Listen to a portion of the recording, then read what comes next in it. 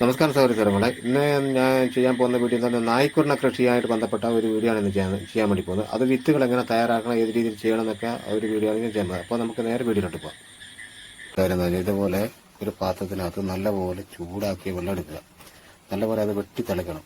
അപ്പോൾ അത് നിങ്ങൾക്ക് എടുക്കുന്നത് ഒരു ഏത് പാത്രമാണെങ്കിലും നിങ്ങൾക്ക് യൂസ് ചെയ്യാം. സ്റ്റീൽ പാത്രമോ അല്ല മൺപാത്രമോ, ഇതുപോലെ ഞാൻ എടുത്തിരിക്കുന്നത് പോലെ ഒരു ചെമ്പ് പാത്രമോ എന്ത് വേണമെങ്കിലും എടുക്കാം. അതിനകത്ത് നല്ലപോലെ വെള്ളം ചൂടാക്കിയിട്ട് നല്ലപോലെ വെട്ടിത്തിളക്കണം. എന്നിട്ട് ഇപ്പം ഞാനിപ്പോൾ ഈ എടുത്തിരിക്കുന്ന വിത്ത് എന്ന് പറയുന്നത് 500 ഗ്രാം വിത്താണ് എടുത്തിരിക്കുന്നത്. 500 അരേക്കർ സ്ഥലത്ത് വിത്ത് ഇറക്കാൻ വേണ്ടിയാണ് ഞാൻ എടുത്തിരിക്കുന്നത്. അപ്പോൾ വിത്ത് എടുക്കുമ്പോൾ അതിൽ കുറച്ച് കൂടുതലെടുക്കണം. വിത്ത് കൂടുതലെടുത്തില്ലെങ്കിൽ നമുക്ക് എന്താണെന്ന് വെച്ചാൽ ഇതിനകത്ത് ചിലപ്പോൾ മുളക്കാത്ത വിത്തുകളുണ്ടാകും. ചിലപ്പോൾ ഇതിന് കൊണ്ട് ചിലപ്പോൾ വിത്ത് ചീനി പോകാനൊക്കെ സാധ്യതയുണ്ട്. അപ്പോൾ നമ്മൾ എടുത്തിട്ട് ഈ ചൂടുവെള്ളത്തിനകത്ത് ഇട്ട് കൊടുക്കാം. ഈ പാത്രത്തിൽ ചൂടുവെള്ളത്തിലോട്ട് ഇട്ട് കൊടുക്കുക. എന്നിട്ട് ഈ ഈ വിത്ത് ഈ ചൂടുവെള്ളം പിന്നെ മുങ്ങിക്കിടക്കണം. മുങ്ങിക്കിടന്നിട്ട് ഇതിനകത്ത് കുതിരണം. അത് ഫസ്റ്റത്തെ സ്റ്റേജ് അങ്ങനെയാണ്. ഈ കുതിർന്ന് ഇങ്ങനെ ഇതിനകത്ത് കിടക്കണം. കുറച്ച് പുറത്തൊക്കെ പോയിട്ടുണ്ട്. അത് നമുക്ക് പിന്നീട് പെറുക്കിയിടാം. അത് കുഴപ്പമൊന്നുമില്ല. എന്നിട്ട് ഇങ്ങനെ ഈ ഇതിനകത്ത് പിന്നെ കിടക്കുമ്പോൾ ഒരു കടുകൊക്കെ വറക്കുമ്പോൾ ഒരു പൊട്ടുന്ന ഒരു ശബ്ദം കേൾക്കും നമ്മൾ. എന്നിട്ട് ഈ വിത്ത് ഇതിനകത്ത് കിടന്നിട്ട് ഈ വെള്ളത്തിനകത്ത് കിടന്ന് ഒരു 6 മണിക്കൂർ ഇതിനകത്ത് കിടക്കണം. ഇതിപ്പോൾ ചൂടുവെള്ളത്തിലിട്ടിട്ട് 6 മണിക്കൂർ കഴിഞ്ഞിട്ടുണ്ട്. ഇനിയിപ്പോൾ അടുത്ത പ്രക്രിയ എന്താണെന്ന് വെച്ച് കഴിഞ്ഞാൽ നമ്മളിത് ഇതുപോലെ തന്നെ വേറൊരു പാത്രത്തിനകത്ത് നമ്മൾ ഈ പച്ചവെള്ളത്തിലോട്ട് മാറ്റണം. ഇപ്പോൾ ഈ വാരി നോക്കുന്നത് നമുക്ക് കാണാൻ പറ്റും, ചെറിയൊരു വ്യത്യാസം വന്നിട്ടുണ്ട്. അപ്പോൾ നമുക്കൊരു കാര്യം ഇതിന് വേറൊരു പാത്രത്തിലോട്ട് മാറ്റാം. പച്ചവെള്ളത്തിലോട്ട് മാറ്റുന്നത് ആ ചൂടുവെള്ളത്തിൽ കിടന്ന വിത്തിനെ നമുക്ക് ഇതുപോലെ ഒരു പാത്രം എടുത്തിട്ട് പച്ചവെള്ളം എടുത്തിട്ട് ആ പച്ചവെള്ളത്തിലേക്ക് മാറ്റണം. ആ പച്ചവെള്ളത്തിൽ കിടന്നിട്ട് ഇത് ഒരു 6 മണിക്കൂർ ഇതിനകത്ത് കിടന്ന് കുതിരാണ്. ഇതിപ്പോൾ ആ ചൂടുവെള്ളത്തിൽ കിടന്നിട്ട് നമ്മൾ പച്ചവെള്ളത്തിലോട്ട് മാറ്റി 6 മണിക്കൂർ കഴിഞ്ഞ വിത്താണിത്. ഇതിപ്പോൾ മുളപ്പിക്കാൻ പാകത്തിനായിട്ടുണ്ട്. ഇപ്പോൾ ഇതിനിപ്പോൾ നമുക്ക് കിഴി കെട്ടിയിട്ട് ആ കിഴിയിലേക്ക് മാറ്റണം. എന്നിട്ട് മണ്ണിനകത്തിടണം. അടുത്തതായി ആ വിത്തിനെ ഇതുപോലെ കിഴിയായിട്ട് കെട്ടിയെടുക്കണം. ഇതുപോലെ നല്ല കോട്ടൺ തുണിക്കകത്ത് കിഴിയായിട്ട് കെട്ടിയെടുത്ത് നല്ല വൃത്തിയായിട്ട് കെട്ടിയെടുക്കണം. ഇത് നല്ലപോലെ കെട്ടിയൊരു കിഴിയാണിത്.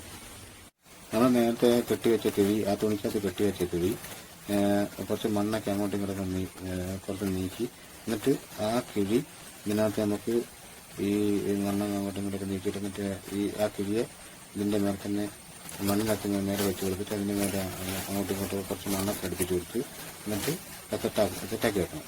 എന്നിട്ട് നമ്മൾ ഇടയ്ക്കിടയ്ക്ക് പോയി നോക്കണം ഇതിനകത്ത് ഉറുമ്പ് വരുന്നുണ്ടോ, എലിയോ എന്തെങ്കിലും വന്നിട്ട് പാറ്റയോ എലിയോ മറ്റുള്ള എന്തെങ്കിലും ജീവികൾ വന്നിട്ട് ഇതിന് ശല്യപ്പെടുന്നുണ്ടോ, ഇത് മോശമാക്കുന്നതൊക്കെ നോക്കണം. ഇനിയിപ്പോൾ ഇതൊരു 5 ദിവസം കഴിയും. 5 ദിവസം കഴിയുമ്പോഴേക്ക് ഏകദേശം നമ്മൾ ഈ ചെറുപയറൊക്കെ മുളപ്പിക്കുന്ന പോലെ അതുപോലെ മുളച്ച് നല്ല രീതിയിലായി വരും. ഒരു 5 ദിവസം കഴിഞ്ഞിട്ട് ഇത് നമുക്ക് ഇതിന് വേണ്ടി നോക്കാം. ഇനി അടുത്ത പരിപാടി എന്ന് പറഞ്ഞാൽ നമ്മുടെ സ്ഥലം തയ്യാറാക്കുക. ഇതിന് വേണ്ട വിത്തുകൾ ഇത് നടാനുള്ള രീതിയിൽ തയ്യാറാക്കുക.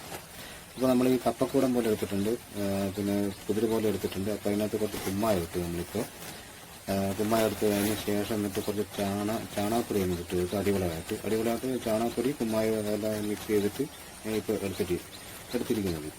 അപ്പോൾ അത് നമുക്ക് കുറച്ച് ചാണകപ്പൊടിയും കൂടി ഇട്ട് കൊടുക്കാം. ചാണകപ്പൊടി ഇട്ട് കൊടുത്തു. അപ്പോൾ ഇനിയിപ്പോൾ ചാണകപ്പൊടിയെല്ലാം ഇട്ട് കഴിഞ്ഞതിന് ശേഷം എല്ലാം റെഡിയായി. ഇനിയിപ്പോൾ നമുക്കിത് മൂടിയിട്ട് ഇപ്പോൾ നമ്മൾ ആദ്യം വിത്ത് മുളപ്പിക്കാൻ വേണ്ടി വെച്ചല്ലോ. മുളപ്പിക്കാൻ വേണ്ടി വെക്കുന്നതിന് ഒരാഴ്ച മുന്നേ നമ്മൾ ഈ കാര്യങ്ങളൊക്കെ റെഡിയാക്കി എടുക്കണം.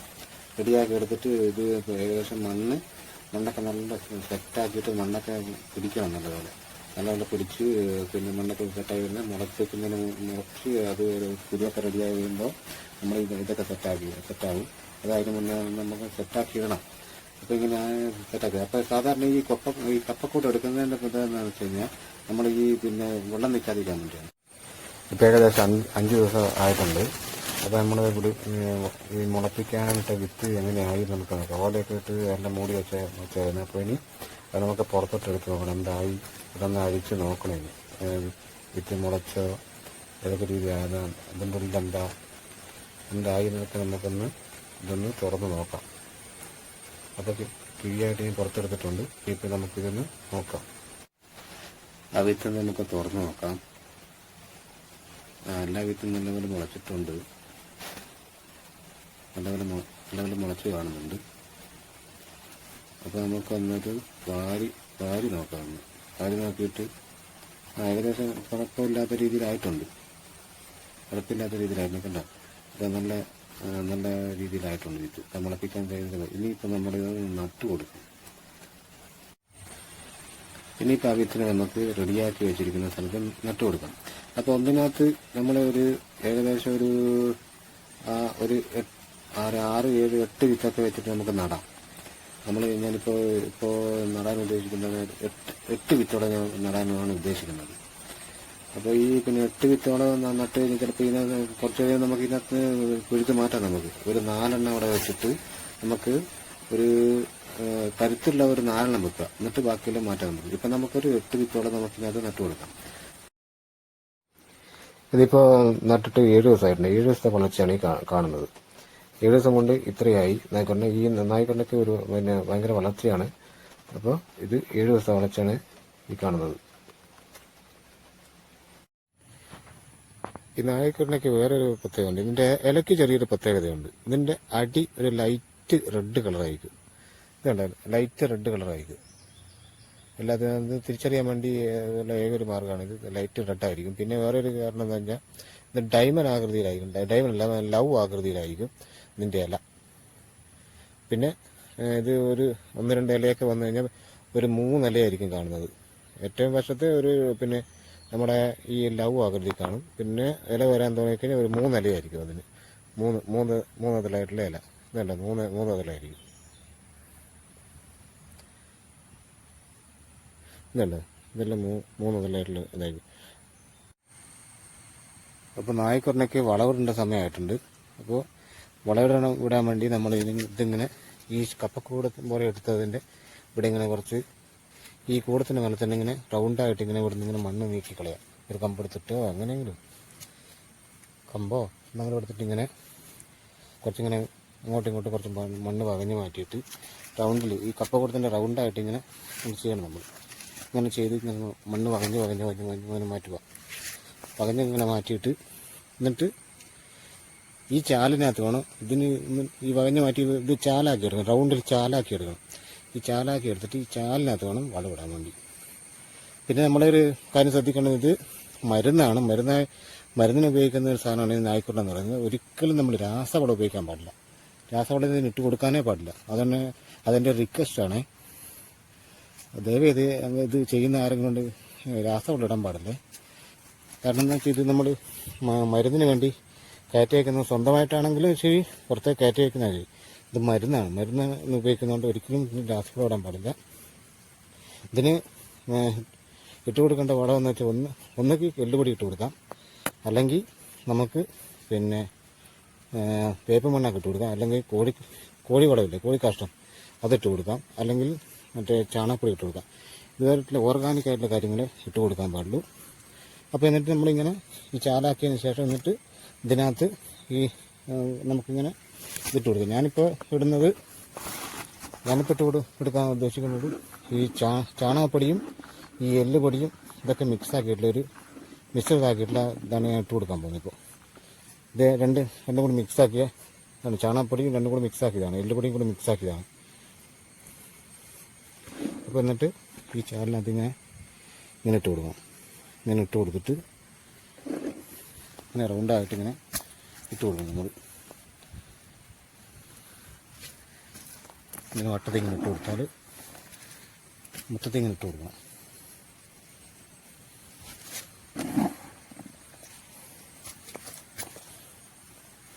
അപ്പോൾ ഇതിനെ ഇതുപോലെ വട്ടത്തിൽ ഇട്ടിട്ട് എന്നിട്ട് ഈ മണ്ണിൽ തന്നെ ഇങ്ങനെ അങ്ങോട്ട് മേലോട്ട് അടുപ്പിച്ച് കൊടുക്കുക.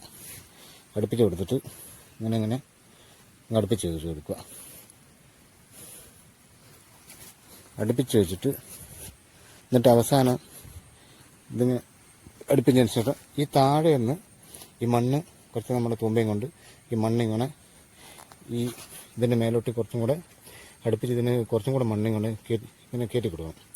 അപ്പോൾ ഇതുപോലെയാണ് ഇതിന് നായ്ക്കുണ്ണയ്ക്ക് വളം ചെയ്യുന്നത്.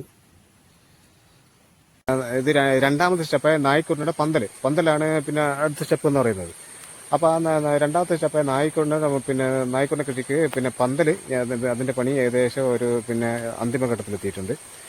ഇത് ഇപ്പോൾ ഈ നായ്ക്കുണ്ണ നട്ടിട്ട് ഏകദേശം ഒരു 1.5-2 മാസത്തോളമായി. 2 മാസത്തോളം ആകുമ്പോഴേക്ക് ഇത് പൂക്കേണ്ട സമയമായിട്ട് ഇത് അവിടെയൊക്കെ പൂത്തിട്ടുണ്ട്. പൂത്തത് കാണാൻ കുറച്ച് ബുദ്ധിമുട്ടായിരിക്കും. ഇനിയിപ്പോൾ ഇത് ഓണമൊക്കെ കഴിയുമ്പോഴേക്കും ഇത് നല്ലപോലെ പൂത്ത് പിന്നെ നല്ല രീതിയിലായി പോകും. ഇപ്പോൾ പിന്നെ ഇത് ആഗസ്റ്റ് മാസമായിട്ടുണ്ട്. ഇനിയിപ്പോൾ സെപ്റ്റംബർ അങ്ങോട്ടാകുമ്പോഴേക്കും ഇത് പൂത്ത് നല്ലൊരു റെഡിയാകത്തുള്ളൂ. ഇത് നമ്മുടെ ഈ പാവലിനും പയറിനൊക്കെ പന്തലിടുന്ന പോലെ തന്നെയാണ് ഇതിൻ്റെ സിസ്റ്റം, പന്തലൊക്കെ ഇടുന്നത്. അപ്പോൾ ഈ പന്തലിൻ്റെ ഇതൊക്കെ കഴിച്ചിട്ടുണ്ട്. പിന്നെ വേറെ ഒരു കാര്യം എനിക്ക് പറയാനുള്ളതെന്ന് വെച്ചാൽ, നമ്മളിപ്പോൾ ഒരു കൃഷി ചെയ്യുമ്പോൾ നമ്മൾ ഒരിക്കലും പിന്നെ ഒരു കൃഷിയെ മാത്രം ആശ്രയിച്ചിട്ട് നമ്മൾ ചെയ്യാൻ പാടില്ല.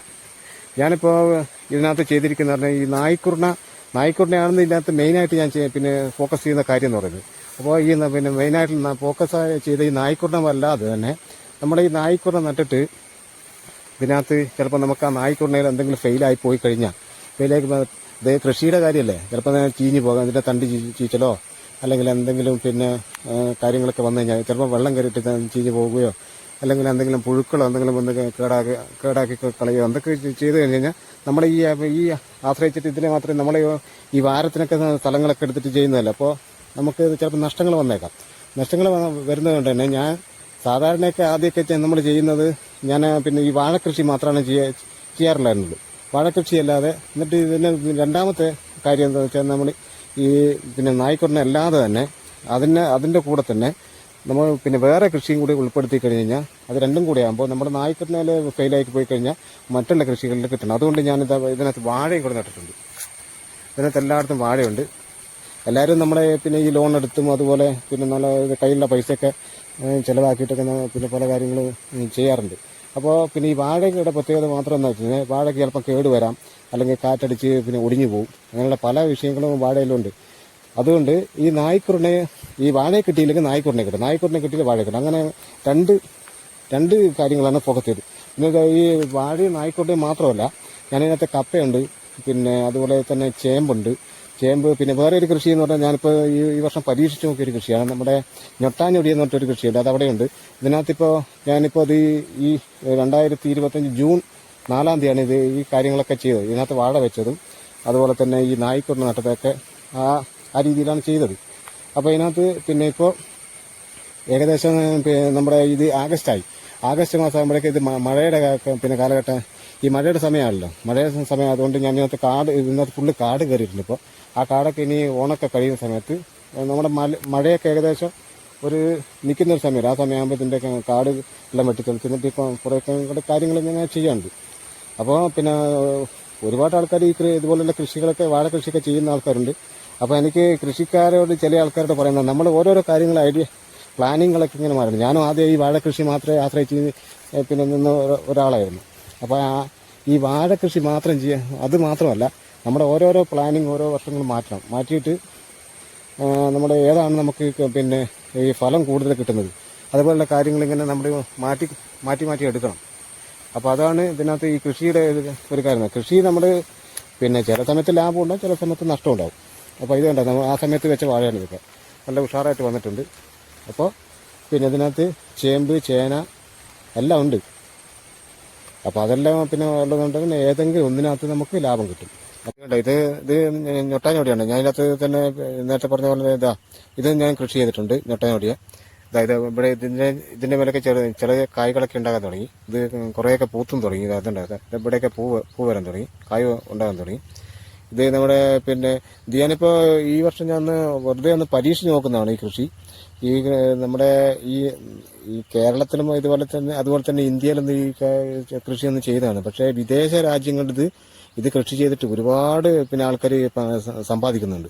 നല്ല പിന്നെ ഇൻകമുള്ള ഒരു കൃഷിയായിട്ട് ഞാൻ കണ്ടിട്ടുണ്ട്. ഞാൻ യൂട്യൂബിനകത്തൊക്കെ ഇതിൻ്റെ പറ്റിയ ഞാൻ നോക്കിയിട്ടുണ്ട്. ഇതിനെയൊക്കെ പറ്റി പിന്നെ നോക്കുമ്പോൾ നമ്മുടെ കേരളത്തിൽ ഞാൻ കണ്ടത് തന്നെ ഒരു ഇടുക്കിയിൽ ഒരു ചേട്ടൻ ചെയ്യുന്നുണ്ട്. ഇടുക്കിയിൽ ആ ചേട്ടൻ ഒരുപാട് ആൾക്കാർക്ക് ഇതിൻ്റെ ഇത് കൊടുക്കുന്നുണ്ട്. ഇതിന് കിലോയ്ക്ക് 1500, 2500 ഒക്കെ വെച്ചിട്ടാണ് കൊടുക്കുന്നത്. ഇത് ചില ആൾക്കാർ വാങ്ങിക്കാനും ഉണ്ട്.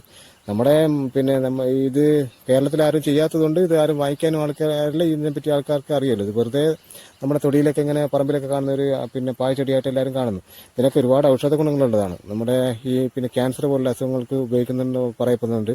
അതുപോലെ തന്നെ നമ്മുടെ ഷുഗറിന് നല്ല ഒരു ഔഷധമാണെന്ന് പിന്നെ പറയുന്നുണ്ട്. അതുപോലെ നമ്മുടെ ഇത് ഞാൻ പരീക്ഷിച്ച് നോക്കിയിട്ട് ഇതിനകത്ത് നമ്മളൊന്ന് ക്ലച്ച് പിടിച്ചാലോ, നമ്മൾ ഇതിനകത്ത് എന്തെങ്കിലും ഒരു മാറ്റം ഉണ്ടായാലോ, അതുകൊണ്ട് ഞാൻ പരീക്ഷിച്ച് നോക്കിയാണ്. അപ്പോൾ ഈ വർഷം ഞാൻ പരീക്ഷിച്ച് നോക്കിയിട്ട് ഇത് വിജയിക്കുന്നുണ്ടെങ്കിൽ ഞാൻ അടുത്ത പ്രാവശ്യം ഞാൻ ഒരുപാട് ഇത് ചെയ്തു നോക്കും.